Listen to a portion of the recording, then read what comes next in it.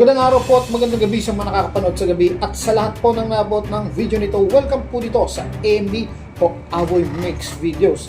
Ngayon po, itong ibabalita natin sa inyo o bibigyan natin reaction ng balita ay talagang nakakalula, no? Dahil ang halaga nito ay 26 trillion dollar at ito ay babantayan ng US dito sa Pilipinas po. So para malinawan po tayo, ito po ang video mula kay Cross World News. I-play na po natin at bigyan po natin ito ng ating reaction.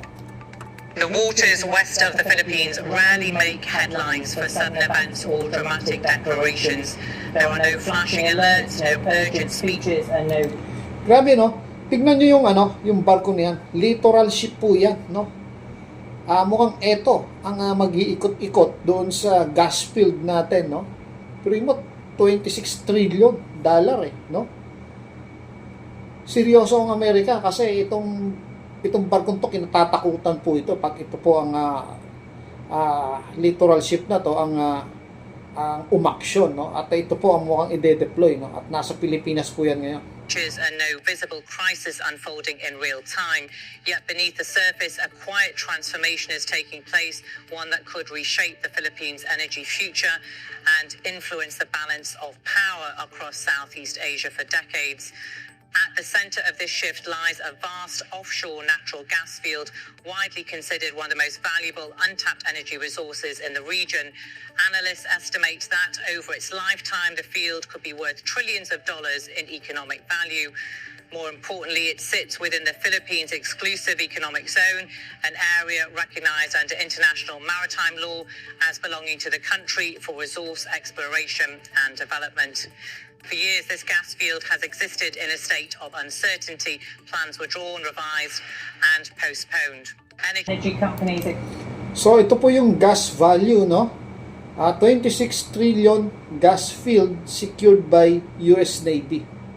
No, kung yung Venezuela nga, kinailangan pa nilang girahin para mapakontrol nila yung langis doon. Dito hindi na no?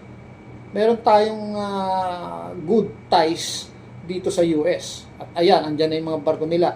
Peaceful, no? So, ang kailangan na lang nilang gawin is secure. Ito kasi natuklasan ng gas dito, natural gas dito sa parte ng West Philippine Sea. I don't know kung sa area malapit sa Scarborough Shoal yan. Companies expressed interest, then hesitated. Government strategies evolved, but progress remained slow. The obstacle was not technology or demand, it was geopolitics. What has changed recently is not the location of the gas field nor its potential value, but the strategic environment surrounding it. In recent months, the presence of United States naval forces in waters near the field has increased noticeably. Patrols have become more frequent, joint activities more visible, and maritime awareness more coordinated. This marks a shift from quiet observation to active, visible reassurance. The message conveyed is subtle but unmistakable. Lawful activity within the Philippines' exclusive economic zone is no longer taking place in a strategic vacuum. To understand why this matters, it is important to recognize the role energy plays in national stability. Natural gas is not just another commodity. It fuels power plants, supports manufacturing, stabilizes electricity prices, and underpins long-term economic planning. For the Philippines, a country that has faced fluctuating energy supplies and rising import costs, access to domestic gas resources is a strategic priority. This offshore field represents the possibility of long-term energy security. It could reduce reliance on imported fuel, shield the economy from global price volatility, and provide a foundation for industrial growth. So ito, napakahalaga talagang mabantayan to kaysa maunahan ng China ang US o maunahan ng China ang Pilipinas. Kasi ito ay sa Pilipinas to nasa teritoryo ng Pilipinas. No? Itong pagkakaalam ko, ito yung pinagbabawal ng China noon at binabantaan tayo na huwag nating minahin, no? Kahit ba nasa teritoryo natin. Ang gusto ng China, magka-joint tayo dito ng pagmimina, hindi yung Pilipinas lang. Pero nagawa ng Pilipinas, diba? Pinoy po ang nakatuklas dyan. At ang ginawa na lang ng Amerika, isisecure nila ito. Hindi nila ito ibibigay talaga. Makikipagpatayan po ang Amerikano dito. sectors, from manufacturing to transportation, stand to benefit. For households, it could mean more stable electricity prices. For the government, it could mean greater fiscal flexibility and resilience. Yet despite these benefits, development has repeatedly stalled. The reason lies in the broader dynamics of the South China Sea. This body of water is one of the most strategically significant maritime regions in the world. It carries a substantial portion of global trade, connects major economies, and contains rich fisheries and energy resources. It is also an area where overlapping claims and competing interpretations of maritime rights have created persistent tension. China has long asserted expansive claims in the South China Sea, citing historical narratives and maps that extend well beyond zones recognized under modern international law. These claims overlap with areas internationally acknowledged as belonging to several Southeast Asian nations, including the Philippines. Over time, this has led to a pattern of maritime activity designed to assert presence without triggering open confrontation. Coast Guard and maritime patrol vessels operate consistently in disputed areas, testing limits and creating uncertainty. The approach is gradual, persistent, and carefully calibrated. For resource development, uncertainty is costly. Energy companies are inherently risk-averse when it comes to long-term investments. Offshore gas projects require billions of dollars in upfront spending and decades of stable operations to be viable. Even the perception of legal or security risk can delay or derail projects in time. Ito po, ako sigurado na may balik ito no? Ang US, sinisecure nila, pero sinusure din ng US na talagang makikinabang sila dito.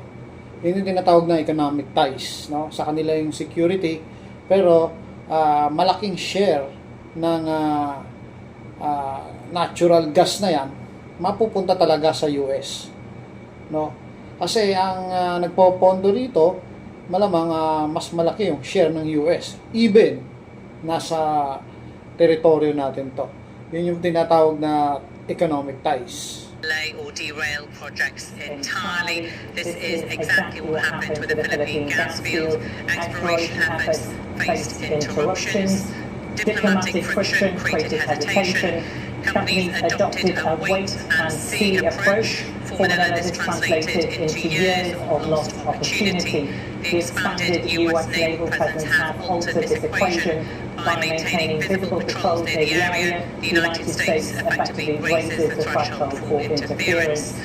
The presence of a major external naval force does not change legal boundaries, but it does influence behavior. It signals that activities conducted within the Philippines' exclusive economic zone are being monitored and supported under existing. So hanggang dito na lang po, no? At napakahaba po ng balitang ito, at kulang po ang oras natin. Mini-maintain lang po kasi natin yung oras natin sa maikling oras para naman mahaba at makapanood pa kayo sa ibang channel.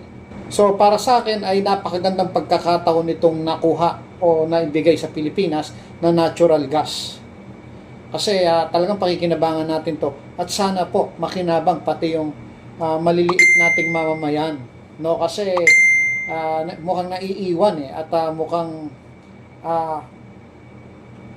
mayayamang tao lang po ang nakikinabang. Yun lang po ang aking suggestion, na huwag naman sanang pabayaan ng gobyerno natin na mabigyang trabaho yung karamihan sa mga mahihirap natin at maiahon, matulungan yung mga walang-wala, no, na makapagpuhunan para makasabay po sila dun sa pag-grow ng ekonomiya.